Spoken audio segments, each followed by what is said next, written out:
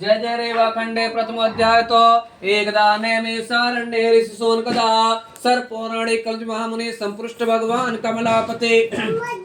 देखिए एक समय की बात है, एक समय नैमिषारण्य तीर्थ में 88,000 ऋषिगण इकट्ठा होते हैं और आपस में विवश विवरण करते हैं। क्या विवश विवरण करते हैं? जहां अपना रह रहे कौन सा युग है? कलयुग। कलयुग का मतलब क्या होता है? कल का युग। अगर आप आज अच्छा कर्म करेंगे तो कल क्या मिलेगा? अच्छा फल मिलेगा ना। और कैसे मिलेगा? अनंत गुना, जिसकी कोई सीमा नहीं है। अगर आज आप आम का पेड़ लगाएंगे तो आप भी आम खाएंगे, आपकी कई पीढ़ियां भी आम खाएंगे ना। इसलिए बोला गया जो जस करहि तो तस फल चाखा। कलयुग में जो कोई जैसा कर्म करेगा उसको वैसा फल मिलेगा। कलयुग का प्रारंभ हो रहा था। कलयुग में मनुष्य नाना तरह के बुरे कर्म कर रहे थे, दान पुण्य से दूर भाग रहे थे, इसलिए मनुष्य क्या हो रही थी? दुख की प्राप्ति हो रही थी। सब ऋषिगण इकट्ठा हुए। कहाँ इकट्ठा हुए? नैमिषारण्य तीर्थ। ये कहाँ आया मालूम है? उत्तर प्रदेश में लखनऊ है ना, लखनऊ नाम सुने ना, वहीं पे सीतापुर करके जिला है, वहीं से 40 किलोमीटर दूर नैमिषारण्य तीर्थ, जैसे अपना नासिक हो गया। तो तीर्थ में 88,000 ऋषिगण इकट्ठा होते हैं। उधर 4 वेद के ज्ञाता श्री सूत जी महाराज पधारते हैं। सूत जी महाराज ने ऋषियों से प्रश्न किया कि हे ऋषिगण, आज सभी लोग आप किस कामना के लिए इकट्ठा हुए हो? मुझसे कहो, मैं सुनना चाहता हूँ। सब ऋषिगण बोले, हे सूत जी महाराज, हम सभी ऋषिगण मनुष्य की भलाई के लिए आप इकट्ठा हुए हैं। आप कोई ऐसा व्रत तब बतलाइए जिसके करने से मनुष्य को पुण्य की प्राप्ति हो, जो मनुष्य के पाप कर्म सब क्या हो जाए? दूर हो जाए। सूत जी महाराज बोले, हे ऋषियों, तुमने बहुत अच्छी बात पूछी है। मैं आज उस व्रत को कहता हूँ जिस व्रत को भगवान नारद ने भगवान विष्णु से पूछा था और भगवान विष्णु ने नारद को बताया था। सो आप लोग ध्यान से श्रवण करें। भगवान नारद जी के मन में हुआ कि आज चल करके क्या किया जाए? चारों लोग का भ्रमण किया जाए। चारों लोग का भ्रमण करते करते कहाँ आ गए? मृत्यु लोक। दूसरा इसका नाम क्या है? मृत्यु लोक। मृत्यु लोक यानी हर चीज की मृत्यु है, हर चीज यहाँ नाशवान है।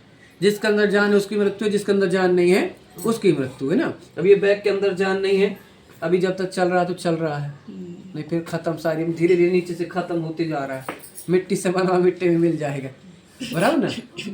तो मृत्यु लोक में जो कोई आया है, एक न एक दिन उसको मिट्टी बन रही है। जब मृत्यु लोक में आकर के नारद जी देखे, नारद जी से दुख देखा नहीं गया, स्वयं कहा गए भगवान विष्णु जी के पास गए। क्या देखते हैं? तत्त नारायणम देवम शुक्लाभरणम चतुर्भुजम। भगवान किसके कलर के हैं? चंद्रमा के कलर के हैं, सांवले कलर के हैं, जिनकी 4 भुजाएं हैं, शंख चक्र तथा वरमाला से विभूषित हैं। ऐसे भगवान को मेरा कोटि कोटि प्रणाम है। बोले, हे नारद, तुम किस कामना के लिए आए हो? निसंकोच कहो, मैं सुनना चाहता हूँ। बोले, प्रभु आप तो अंतर्यामी हैं, आप तो भक्तों के दुख को हरने वाले हैं। हे प्रभु, मैं अभी मृत्यु लोक से आया हूँ। मृत्यु लोक में मनुष्य बहुत दुखी है, उन मनुष्यों के कैसे दुख दूर होगा? कोई उपाय बताइए। भगवान विष्णु जी बोले, हे नारद जी, तुमने बहुत अच्छी बात पूछी है। जो मृत्यु लोक में सत्य का आचरण करेगा, सत्य बोलेगा, सत्य की पूजा करेगा, वो कभी दुखी नहीं रहेगा।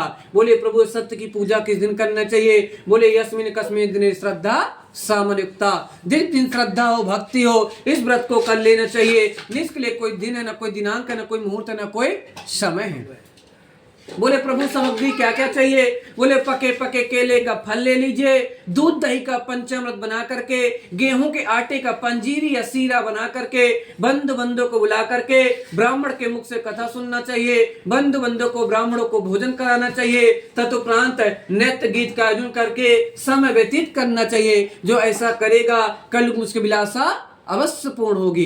बोले, प्रभु कलयुग में मनुष्य बहुत स्वार्थी होगा, बिना स्वार्थ के कुछ भी नहीं करेगा। इस पूजा को करने से किस फल की प्राप्ति होगी? क्या बोलते हैं? दुख शोक को नाश करने वाला, धन धन को बढ़ाने वाला, सौभाग्य तथा संतान को देने वाला, जिसका शादी विवाह नहीं हो तो शादी विवाह कराने वाला, जिसका संतान की प्राप्ति हो संतान को देने वाला, जिसका धन की प्राप्ति हो धन को देने वाला, जो मेरे को जिस कामना से पूजेगा उसकी सभी मनोकामनाएं पूर्ण होंगे। जय जय रेवा खंडे प्रथम अध्याय संपूर्ण। बोले श्री सत्यनारायण भगवान के जय।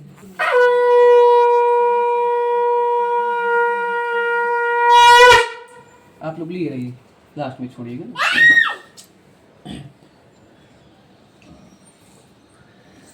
दूसरे अध्याय की कथा है। सभी ऋषिगण बोलते हैं, सूत जी महाराज आप तो बता दिए, अब ये बताइए सबसे पहले इस पूजा को किसने किया और उसको किस फल की प्राप्ति हुई? तो क्या बोलते हैं, काशीपुरी नगरी में एक निर्धन ब्राह्मण रहते थे। काशीपुरी जानते हैं, काशी बनारस ना, हाँ। तो काशीपुरी नगरी में एक निर्धन ब्राह्मण रहते थे। किस नाम के ब्राह्मण? सतानंद नाम के ब्राह्मण थे। भगवान के सच्चे भक्त थे। भगवान की पूजा अर्चन करके नगर में भिक्षा मांगने के लिए जाते थे। भिक्षा में जो भी दान पुण्य मिलता था स्वयं रसोई बनाते थे और सबसे पहले भगवान जी को भोग लगाते थे।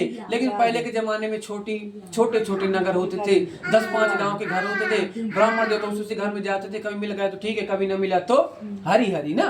ब्राह्मण देवता को 5 दिन से कुछ भी दान पुण्य में नहीं मिला।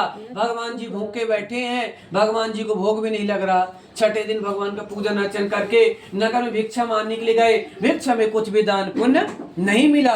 वापस अपने नगर के निकट आ रहे थे, एक बरगद के नीचे विराजमान हो गए। मन ही मन सोचने लगे कि हे प्रभु, आप कई दिनों से भूखे हैं, आप कितने भूखे होंगे, मैं आपको भोग नहीं लगा पा रहा हूँ। तो भक्ति में इतनी शक्ति थी कि भक्ति ने भगवान को हिला दिया। बोलते ना, भगत के वश में है भगवान। अगर भक्ति सच्ची है तो भगवान नौकर बनने के लिए तैयार है ना, है कि नहीं?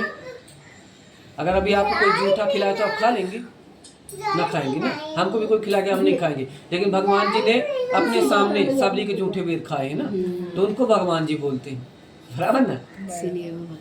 भक्ति जाकर के भगवान जी को हिला दिया। बोले हे भगवान जी, आप कैसे भगवान हैं? आप यहाँ आराम से विराजमान है और आपका भक्त भूखा है। भूखे में स्वयं पेट की चिंता नहीं, लेकिन आपकी चिंता है। भगवान जी से दुख देखा नहीं गया। भगवान जी ने स्वयं एक साधु का भेष धारण किए और ब्राह्मण के सामने प्रकट हो गए। बोले हे ब्राह्मण देवता, नित्य दिन दुखी होकर पृथ्वी पर क्यों भटकते हो? तुम्हारे मन में क्या है? निसंकोच कहो, मैं सुनना चाहता हूँ। बोले महाराज, मैं गरीब ब्राह्मण हूँ, भिक्षा मान लेकर पृथ्वी भटकता हूँ। मेरी गरीबी दूर करने कोई उपाय जानते हो? कृपा कर मुझे बतलाइए। उन्होंने बोला भगवान सत्यनारायण जी की पूजा करिए। बोले नहीं महाराज। बोले क्यों? तुम बिन यज्ञ न होवे, वस्त्र न कोई पाता, खान पान सब तुमसे आता हूँ, जय लक्ष्मी माता। बोले महाराज, आप इतनी बड़ी पूजा बता रहे, मेरे खाने के वादे हैं, पूजा कैसे होगी?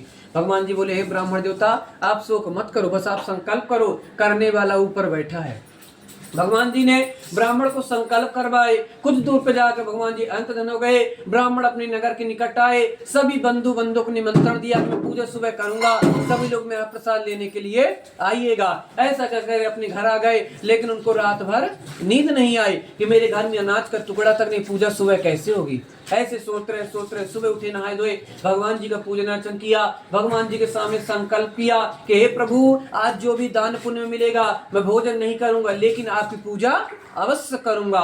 तो जा पर कृपा राम की होई, ता पर कृपा करे सब कोई। जिस पे भगवान जी कृपा हो जाती है उस पे सभी लोग कृपा करना शुरू कर देते हैं। ब्राह्मण नगर में भिक्षा मांगने के लिए गए। सभी लोग ब्राह्मण को पकड़ पकड़ के लेके गए और रोज के प्रतिदिन चौगुना धन दिया।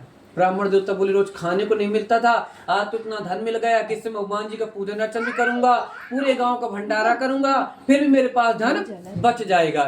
सभी सामग्री इकट्ठा करके बंधु बंधुओं को बुला करके ब्राह्मण के मुख से कथा सुने, बंधु बंधुओं को ब्राह्मणों को भोजन कराए। पूजा पाठ करने के बाद इतना धन बच गया कि 7 पीढ़ी आराम से बैठ करके खा सकती थी। और हर महीने पूर्णिमा को पूजा पाठ करने लगे। एक 9 पूजा कर रहे थे, एक लकड़ी बेचे